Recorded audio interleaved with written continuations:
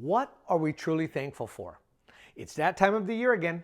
We're reminded every November for the need to be thankful. We've been doing it since we were kids in elementary school.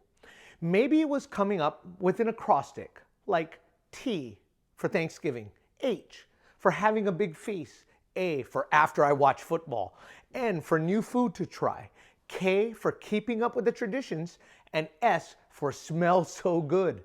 Maybe it was making that construction paper turkey, using your hand as a template for the most awkward looking turkey ever. Maybe it was having to make a list of the top 5 things we were most thankful for. But as we reminisce on those lists, how many truly difficult things have we recollected? Should there be some difficulties included on that list as well? After all, this is what the first Thanksgiving was founded on. And the Bible clearly exhorts us to be thankful for all things, especially those that grow our faith. James 1:2-3 tells us, "My brethren, count it all joy when you fall into various trials, knowing that the testing of your faith produces patience. But let patience have its perfect work, that you may be perfect and complete, lacking nothing." It may seem kind of odd that I'm asking us to reflect on difficulties and even possibly disappointments. But maybe God has allowed some of these to enter our lives in order to bring about growth by pushing us towards Jesus. What do I mean? For some of us, the dire situations God has allowed have propelled us into the arms of Jesus like nothing else ever would.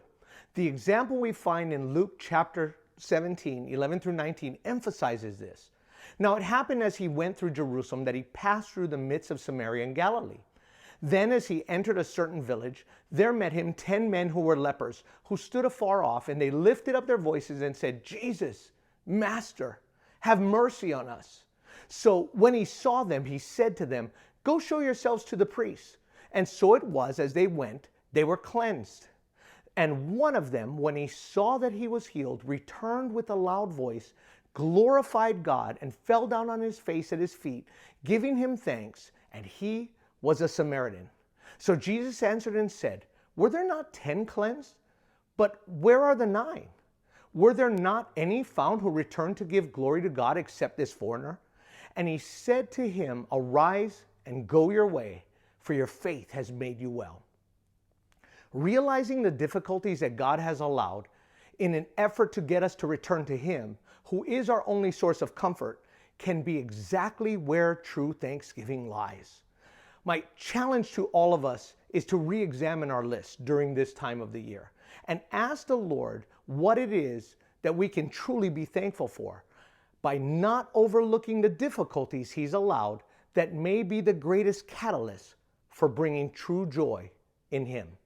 This is Frank from Reasons for Hope. Aloha and happy Thanksgiving.